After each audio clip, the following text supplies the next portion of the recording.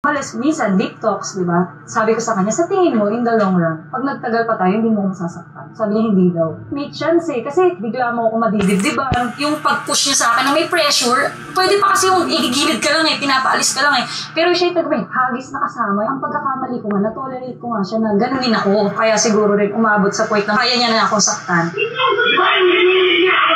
So, nasa nangyari na ngayon ganitong sistema, hindi ko rin nakalain na ayun nga talaga pala. Kahit nanay ko sinasabi sa akin, ang tanga mo, maawa ka sa sarili mo, huwag kang pumapayag na inaabuso ka ng ibang tao. Nagagalit ako, gusto ko lang pumunta nung araw na yun sa kanya.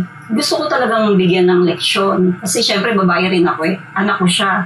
Syempre ako, hindi ko siya, tapos makikita mo gano'n. Nagsimula bilang dancer si Mika sa isang girl group hanggang sumabak na siya sa hosting at content creation. Parang awa niyo na. Pakawalan niyo na ako.